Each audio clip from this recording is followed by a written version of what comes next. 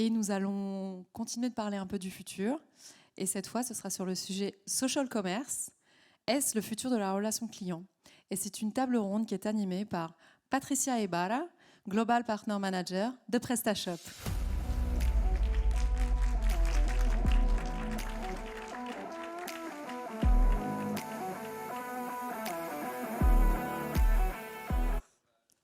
Bonjour, hello, hi. Bonjour à tous et à toutes. Merci beaucoup d'être ici avec nous. Je suis ravie d'être ici pour pouvoir animer cette table ronde qui est très intéressante pour tout le monde. Les réseaux sociaux, ça nous affecte dans la vie de tous les jours et surtout maintenant dans le commerce. Donc je suis très contente. Et puis juste fun fact, c'est mon premier PrestaShop, PrestaShop Day. Donc je suis très contente d'être ici avec vous. Et j'ai aussi l'énorme plaisir d'accueillir aussi Julien Chat de Call Square.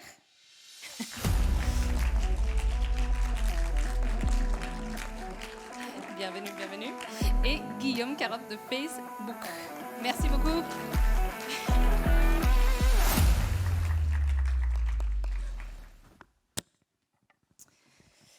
Bienvenue, merci beaucoup d'être ici pour partager votre expertise et votre expérience au sein de vos entreprises.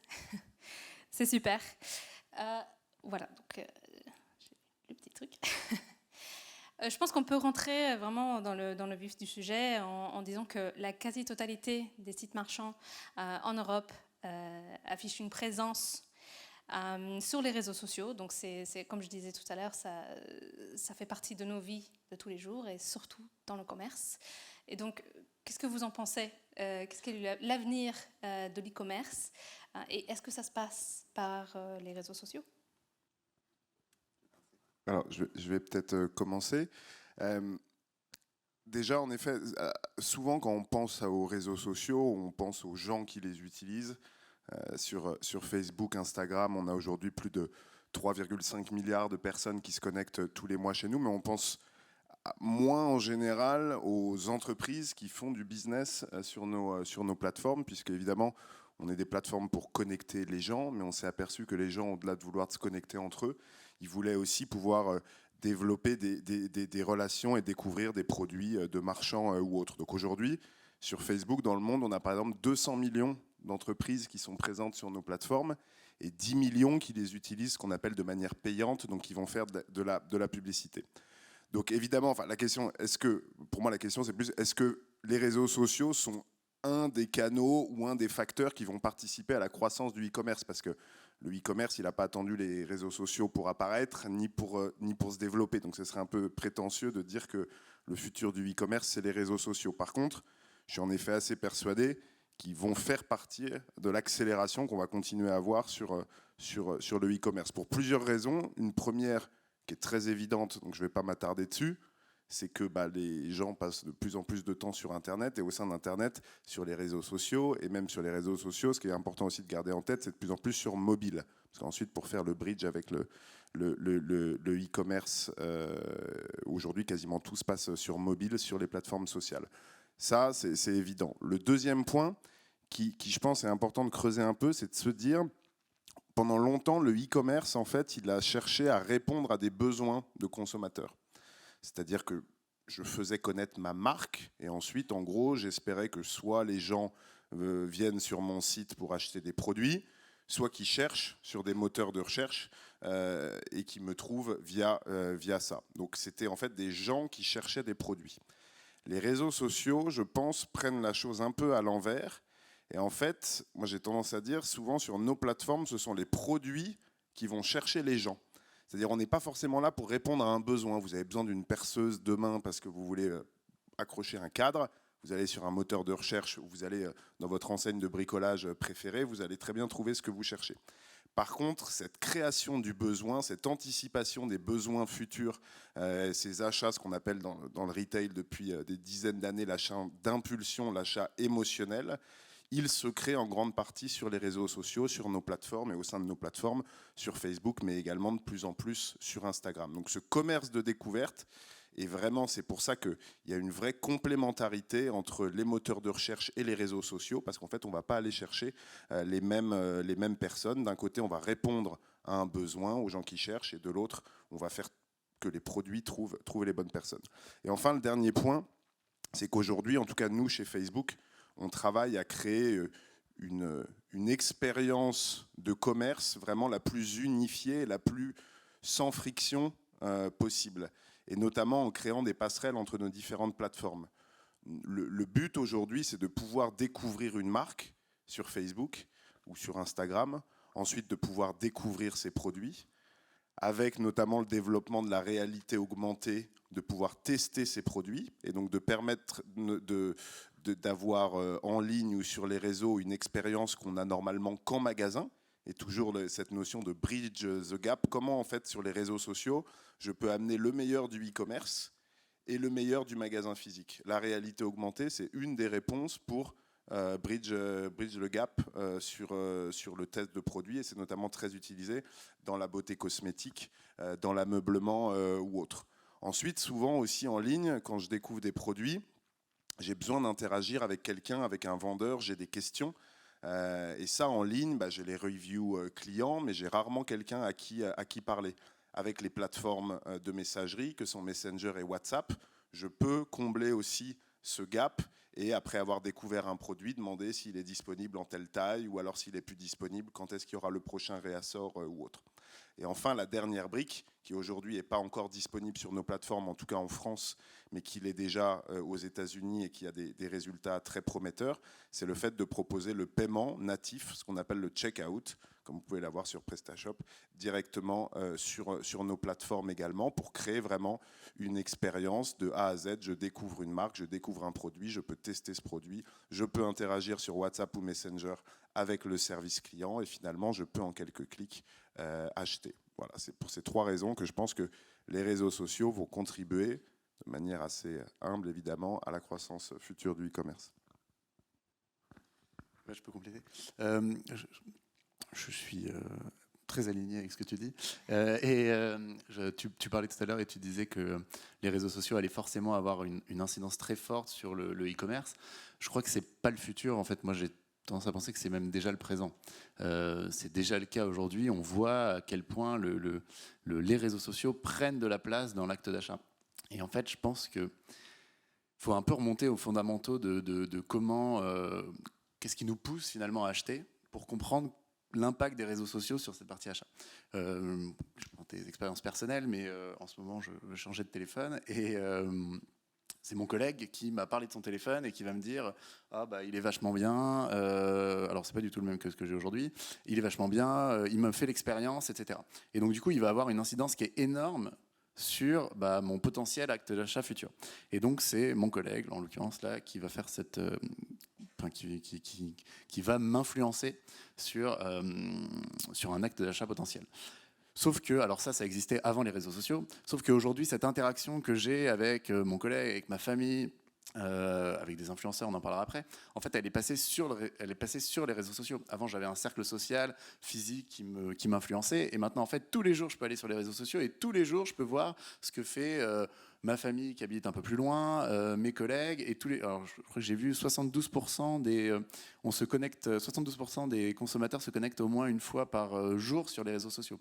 Donc on suit des gens qu'on connaît, plus ou moins d'ailleurs, mais en tout cas sur lesquels on estime qu'on a des choses qui nous rapprochent, sinon on ne les suivrait pas, parce que c'est nos familles ou parce que c'est des influenceurs, mais qu'on les estime légitimes en tout cas sur certains aspects.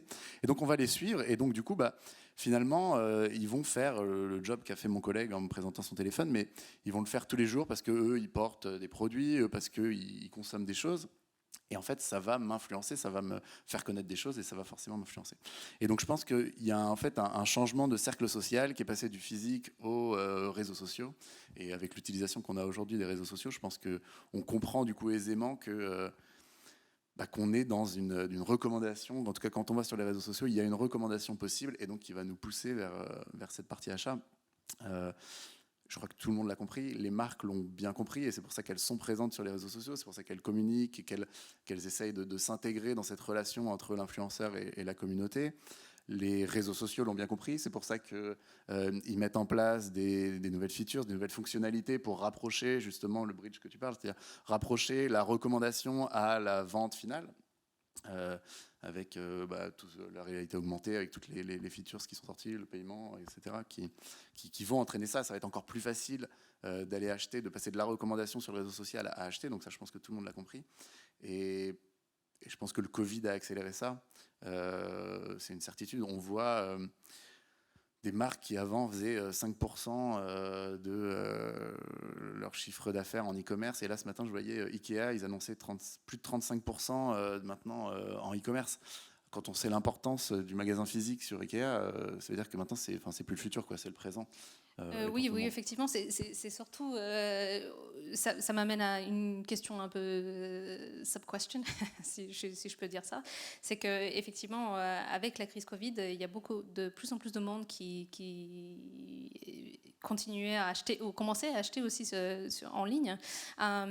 Oui, effectivement, on a 47% des millennials qui vont avoir un acte d'achat qui va passer par les réseaux sociaux, mais on a également, c'était également ouvert à d'autres types de personnes, non, puisqu'ils ne pouvaient plus sortir dehors et aller acheter. Donc aujourd'hui, effectivement, les réseaux sociaux, ça contribue énormément, un peu comme tu disais, également sur l'influence d'achat, parce qu'avant, on comptait sur les personnes dans notre entourage, et maintenant, c'est les réseaux sociaux. Ouais, et c'est pas qu'une question de génération. En tout cas, je pense que c'était peut-être une génération milléniale avant le Covid. Et en fait, je pense que maintenant, tout le monde a compris que c'est sur les réseaux sociaux que socialement, j'allais interagir avec des gens. Et du coup, c'est plus qu'une question milléniale. C'est une question de tous. D'où le fait que voilà, il y a des boîtes qui passent de 2% à 5%. Et après, les enjeux vont être différents. Je pense qu'il va y avoir des enjeux de tracking pour bien comprendre d'où ça vient, etc. Je pense que c'est peut-être plutôt ça les futurs enjeux. Et nous, donc chez Cold Square, on est une plateforme d'influence marketing. On aide les marques aujourd'hui à se professionnaliser, à scaler sur le levier de l'influence. On se rend compte à quel point aujourd'hui l'e-commerce et l'influence, qui étaient parfois vues comme des choses totalement différentes, elles sont en train de se rassembler. Nous, on vient de développer et de mettre en place des fonctionnalités d'affiliation directement depuis l'outil pour justement aller sur ce tracking-là et faire le lien entre l'influence et l'e-commerce. Très intéressant. Et ben justement, ça nous ramène à notre prochaine question qui est concentrée aussi sur l'influence marketing. Donc, quelle place pour l'influence marketing, le live shopping et d'autres facettes de social commerce dans une stratégie de marque? Je crois que c'est vraiment les questions qu'on voit aujourd'hui. Et, effectivement, je te disais tout à l'heure que j'avais des personnes qui me demandaient ce qu'ils faisaient Cold Square. Et donc, je pense que c'est le moment idéal aussi pour répondre un peu à ça. Mais effectivement, Julien, je t'en prie. Cold Square, on est une plateforme d'influence et on vient aider vraiment les marques qui font de l'influence à scaler sur ce levier-là, à se professionnaliser et on leur donne les outils pour faire tout ça. Et parce qu'on se rend compte que ces marques aujourd'hui, elles ont besoin d'exister, elles ont besoin d'engager, de créer une relation avec une communauté. Et donc évidemment, comme on l'a dit avant, les réseaux sociaux, c'est l'endroit typique pour créer cette relation entre la marque et sa communauté. Sauf que je pense que le discours top-down des marques qui existait il y a quelques années, il ne fonctionne plus. Ma marque, elle lave, je vais caricaturer, mais plus blanc que blanc, ou je ne sais quoi. Enfin, ce discours-là, il a plus de sens et il n'est plus écouté par les gens qui sont sur les réseaux sociaux. Sur les réseaux sociaux, ils ont envie de choses beaucoup plus sincères, ils ont envie d'agilité, ils ont envie d'instantanéité. D'ailleurs, on l'a vu au moment du premier confinement, c'est les marques qui ont cartonné, qui ont été très très fortes, elles ont su réagir très très vite. Les réseaux sociaux, ça permet de réagir très très vite. Après, il faut avoir cette force en termes de communication, etc. Mais elles ont réagi très très vite sur l'état dans lequel on était à ce moment-là. Et du coup, elles ont existé, elles ont créé une vraie relation qui était du coup sincère, parce qu'il n'y avait pas eu des heures de communication peut-être avant pour réfléchir à qu'est-ce qu'on va dire. Et donc, elles ont créé une vraie relation sincère avec leur communauté. Et ça, je pense que c'est hyper important. Et en fait, l'influence là-dedans, c'est un vecteur parfait parce que l'influenceur, il a déjà une communauté qu'il a créée depuis des années, qui le suit, donc avec les chiffres qu'on disait tout à l'heure, donc il le suit toutes les semaines, il va suivre cette personne, cet influenceur-là, il va apprendre à le connaître, etc. Il va créer cette relation avec. Donc l'influenceur, il a ça, ce qui est important pour la marque, il a ce bassin de communauté, et il a une crédibilité.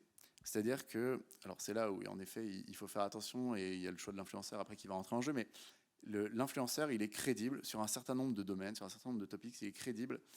Il a créé une légitimité, une crédibilité envers sa communauté. Si la marque, elle arrive à s'intégrer, à s'insérer finalement entre le discours qui existe déjà, entre l'influenceur et sa communauté, et si la marque, elle trouve ce territoire de conversation sur lequel elle est légitime, l'influenceur, il est légitime, du coup, la communauté, elle va sentir que, ok, il y a une symbiose, ça marche, il y a une légitimité des deux, là, c'est bingo. Parce que la communauté, elle va comprendre cette association, elle va, pour la marque, c'est bingo, parce que l'influenceur va apporter cette crédibilité, cette légitimité en plus, et donc elle aura gagné en notoriété, elle aura gagné en légitimité. Et donc là, on se rapproche de l'acte d'achat, on va faire le final marketing, mais on se rapproche de l'acte d'achat, on est très proche, et avec les features que mettent en place les réseaux sociaux, on en devient encore plus proche et on va passer à l'acte d'achat. D'ailleurs, c'est marrant, mais en influence marketing, je crois qu'on voit on a vu beaucoup de boîtes jusqu'alors qui utilisaient l'influence marketing surtout sur la partie awareness et qui sont, parce qu'elles sont devenues assez matures, elles sont des marques qui sont crédibles, et ben maintenant c'est en train de devenir un levier hyper fort, un levier de vente hyper fort. Et donc elles passent de l'un à l'autre et on voit des DNVB, on a beaucoup de DNVB finalement qui sont clientes, mais pas que, hein, on voit maintenant les gros groupes arriver, mais des DNVB qui font 70%, 80% de leur stratégie qui est basée sur l'influence marketing, et 70 à 80% de leur budget qui est basé sur l'influence marketing. Et elles ont atteint ce niveau de maturité qui font qu'elles sont légitimes sur les réseaux sociaux. Et maintenant, elles font de la vente et c'est vraiment un très très fort levier pour eux. Je peux peut-être rebondir sur le deuxième point qui est celui du live shopping, parce qu'en plus on s'aperçoit que très souvent dans le live shopping c'est un influenceur ou quelqu'un qui prend la parole, et toutes les valeurs dont tu parlais d'authenticité, de crédibilité, d'instantanéité, en fait on les retrouve également dans le live shopping. C'est une vraie question. Pendant toute la période du Covid, il n'y a quasiment pas une journée où il n'y avait pas des annonceurs qui me disaient alors le live shopping, est-ce qu'il faut y aller, est-ce que ça marche, est-ce que ça vaut le coup. On voit tout ce qui se passe en Chine, parce qu'il y a encore 2 ans, le live shopping, en gros, ça se passait uniquement en Chine, de manière un peu plus large en Asie. Et on a vu que c'est très vite arrivé en France, même si aujourd'hui ça reste encore... on ne va pas dire que c'est une méga tendance, mais en tout cas c'est quelque chose dont tout le monde parle, que la plupart des grandes marques ont essayé et testé. On voit qu'en Chine, ça représente plus de 5% du e-commerce. Donc c'est énorme, hein. C'est en gros le live shopping en Chine, c'est plus de 50% du e-commerce en France, si on prend le volume. Après, on sait dans le passé que toutes les tendances et tous les comportements qu'on peut voir en Asie n'arrivent pas forcément en Europe ou aux États-Unis, ou en tout cas pas tout de suite. Pour le live shopping, je pense qu'on est là sur une vraie tendance. Comme tu disais, ça répond à des valeurs d'authenticité, à des valeurs d'instantanéité, de tout ce qu'on appelle autour du FOMO, la rareté. Donc ensuite, ça dépend qu'est-ce qu'on fait dans son live shopping. Moi, plutôt que de dire est-ce qu'il faut faire du live shopping ou pas, je challenge pas mal mes annonceurs sur pourquoi est-ce que tu veux en faire. Si c'est juste parce que tout le monde en fait et qu'on a vu que ça marchait bien en Chine, c'est un petit peu light. À quel besoin ça répond? Comment est-ce que tu veux le faire? Si derrière tu diffuses un live sur Instagram ou sur Facebook, pose-toi juste la question qu'il faut que tu crées une expérience qui fasse que les gens restent 30 ou 45 minutes sur ton contenu. Là où on sait qu'aujourd'hui, dans le digital, dans les réseaux sociaux, arriver à capter l'attention quelques secondes, c'est déjà une prouesse. Quelques minutes, alors je ne vous dis pas pour garder quelqu'un pendant 30 minutes. Ça ne veut pas dire que ce n'est pas possible. Ça veut dire qu'il faut réfléchir déjà à qu'est-ce que je veux faire passer dans mes lives. Moi, je vois beaucoup de gens, par exemple, dans la fashion, dans le textile, autour des nouvelles collections, autour des Fashion Week, qui développent vraiment des expériences uniques, avec des behind the scenes, avec des interviews, avec évidemment du défilé et des runways, mais disons qu'on est là, c'est vraiment une expérience unique qui se passe. Si c'est simplement pour présenter des produits et faire du téléachat 2.0, évidemment que ça va être un petit peu plus complexe. Donc qu'est-ce que je veux faire exactement? Et ensuite, on s'est aperçu aussi, nous, ce qui est assez marrant, c'est que comme c'était vraiment une nouvelle tendance, on a presque, mes équipes ont beaucoup appris en marchant avec les annonceurs. On dit toujours à nos annonceurs de faire du test and learn pour comprendre ce qui marche. Là, on l'a fait avec eux, parce que honnêtement, il n'y avait pas de truc by the book qui dit comment je fais le live parfait sur Facebook ou sur Instagram. Et aujourd'hui, on a développer une certaine connaissance de ça. On est capable de dire déjà, comme je vous le disais, qu'il faut réfléchir avant tout sur pourquoi on le fait, qu'est-ce qu'on met dedans. Qu'un live, ça se passe pas uniquement à partir du moment où le live démarre. Il y a tout un avant qui se travaille plusieurs jours, pas forcément plusieurs semaines, mais en tout cas plusieurs jours avant, avec toute une phase de teasing. On a développé des nouveaux features, notamment sur Instagram, qui permettent de faire des countdowns dans les stories ou dans le feed, qui permettent du coup de s'inscrire pour avoir un reminder le jour où le live démarre. Ensuite, il y a évidemment au moment du live. Et il faut penser dans ce cas-là à une stratégie organique, c'est-à-dire que bien sûr, il y a des gens de votre communauté qui vont venir directement, mais on s'aperçoit que pour être efficace, il faut également sponsoriser ces événements. Et très souvent, moi, je challenge un peu les annonceurs de comparer un peu la production du live, ce que ça va leur coûter, avec ce qu'ils vont dépenser à côté en médiatisation. Parce que c'est bien beau de dépenser 50 000 € pour un live, si derrière, je vais avoir 500 personnes qui vont le regarder sur ma communauté. Est-ce que je n'ai pas intérêt à dépenser peut-être un tout petit peu moins en prod et à me garder un budget média pour m'assurer plusieurs milliers ou plusieurs dizaines ou centaines de milliers de viewers si je suis vraiment sur des grosses communautés. Et puis un live, ça peut, même si c'est plus du live, ça peut se faire vivre après. On peut réutiliser ces contenus sur Instagram télé, sur pas mal de nos plateformes. Donc voilà, c'est une expérience qu'il faut vraiment appréhender dans sa globalité, qui je pense aujourd'hui, toute marque qui a les moyens, parce qu'encore une fois, il faut créer une expérience qui donne envie de rester plusieurs minutes ou dizaines de minutes. Donc il ne suffit pas de sortir simplement son téléphone pour faire un live, en tout cas pas lorsqu'on est une marque d'une certaine taille. Mais je suis assez persuadé que c'est une vraie tendance de fond qui va prendre de plus en plus de place. Et aujourd'hui, chez Facebook, j'en ai touché 2 mots tout à l'heure, mais je pense que ça sera aussi un vrai catalyseur de l'accélération de cette tendance. C'est le développement du paiement natif qui nous permettra, au sein de nos plateformes sur Instagram et Facebook, en même temps que je diffuse mon live, d'avoir mes catalogues produits en dessous et de pouvoir en quelques clics l'acheter, là où aujourd'hui je dois évidemment revenir sur le site marchand. Et également, on travaille à des intégrations avec nos plateformes de messagerie pour, encore une fois, je vois le live, je suis intéressé par un produit, je ne veux peut-être pas l'acheter tout de suite, mais je veux échanger avec quelqu'un du service client, de pouvoir créer des passerelles avec Messenger et WhatsApp. Super. Et en fait, je pense que c'est un super segue, excusez le franglais, pour la prochaine question, vraiment, c'est quelles sont les bonnes pratiques? Parce que là, on parlait justement que c'est peut-être le live shopping, c'est peut-être pas pour tout le monde. Il faut trouver les bons influenceurs pour sa marque. Donc, quelles sont vraiment les bonnes pratiques à adopter pour développer son business, surtout avec les réseaux sociaux? Et si on peut aussi peut-être répondre en fonction des tailles. Guillaume, comme toi, tu as fait le point aussi un peu. Ça dépend vraiment de la taille aussi du marchand. Tu veux je passerai la parole, mais c'est la taille et c'est la maturité. Je pense que c'est ces 2 choses-là qui rentrent en jeu.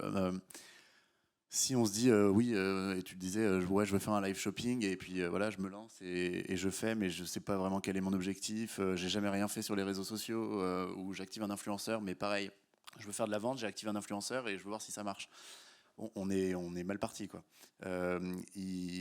Il y a un moment, il faut que les objectifs ils soient cohérents avec la maturité de la marque sur le réseau social. Donc il faut trouver le bon réseau social, il faut trouver ces bons territoires de conversation que j'expliquais tout à l'heure pour savoir sur quoi, sur quel sujet, sur quelle thématique j'ai envie de préempter et de parler à une communauté.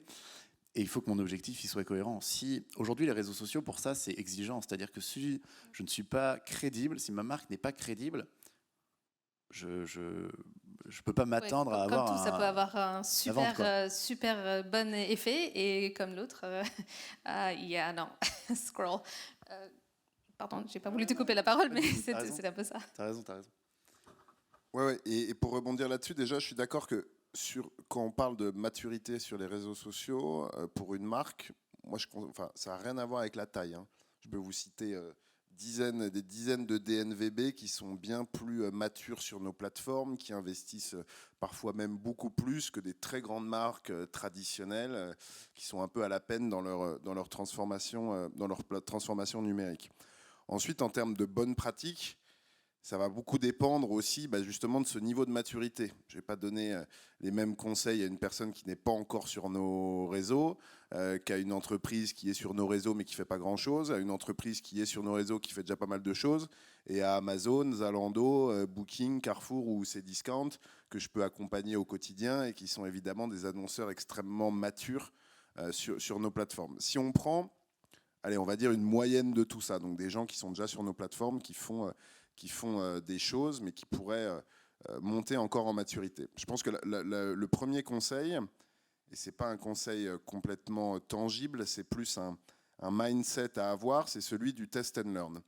J'en parlais tout à l'heure, mais il y a une vraie force sur le digital, et encore plus que sur le digital, sur les réseaux sociaux, c'est qu'on peut tester plein de choses, là où les canaux marketing traditionnels ne le permettent pas forcément. Vous voulez faire un A/B testing créatif en télé, ça va vous coûter très cher de développer deux campagnes et de les diffuser sur TF1 ou M6. Pareil en radio, pareil en affichage, pareil avec le prospectus papier. Donc aujourd'hui, n'importe quelle marque peut faire de l'A/B testing, que ce soit de l'A/B testing créatif, de l'A/B testing de mesure, de l'A/B testing d'audience, de l'A/B testing entre l'influenceur A et l'influenceur B, que sais-je, et être très réactif par rapport à ça et apprendre du coup beaucoup plus vite. Là où, encore une fois, une campagne marketing traditionnelle en télé ou en radio, pour voir si ça marche et faire le post-mortem, il faut attendre plusieurs semaines ou plusieurs mois, et ça coûte évidemment très cher. Donc première chose, ce mindset. Le deuxième, c'est, on parle beaucoup, notamment aujourd'hui, je ne vais pas rentrer dans le détail, mais avec l'évolution de l'écosystème, les différentes politiques des navigateurs qui vont progressivement supprimer les cookies tiers. Donc on parle de mesures, on parle de tracking, on parle de plein de choses.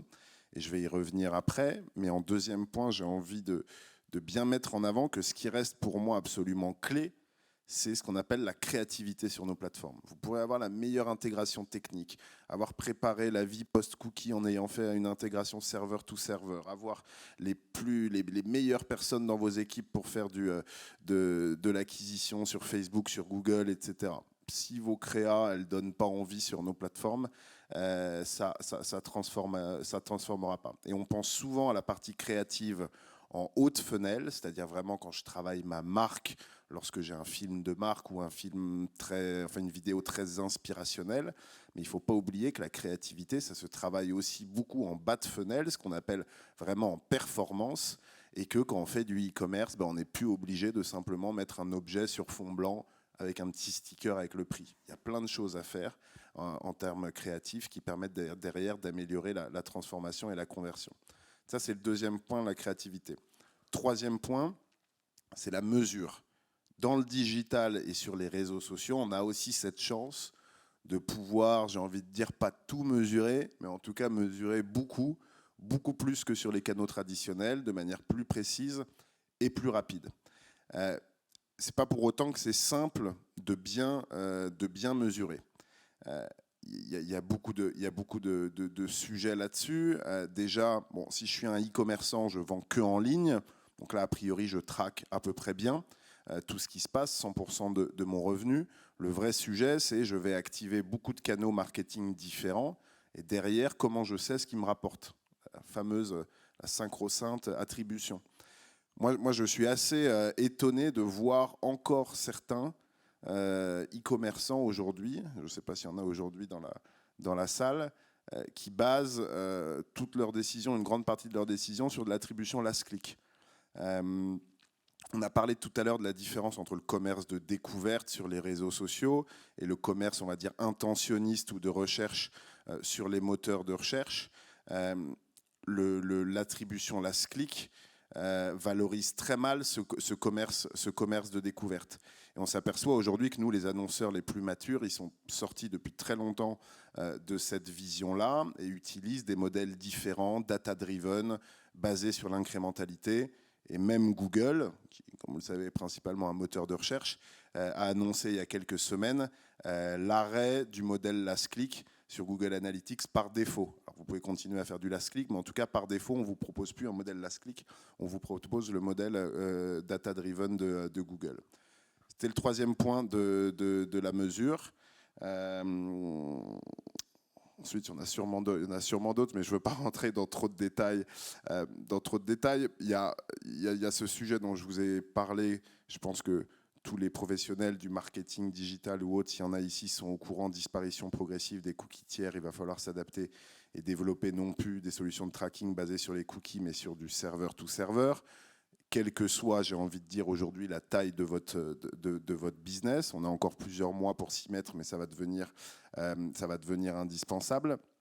Et le dernier point, c'est aussi de se dire, parfois, il faut savoir, lorsqu'on est des petites, moyennes entreprises, on s'aperçoit que ce sont des sujets de plus en plus complexes. Il faut maîtriser le search d'un côté, les réseaux sociaux de l'autre, s'y connaître en influence, continuer souvent à activer aussi des cadeaux traditionnels. Donc ça demande une vraie expertise, des vraies compétences. Alors soit on se fait accompagner en externe par des agences ou autres, soit on internalise ces compétences.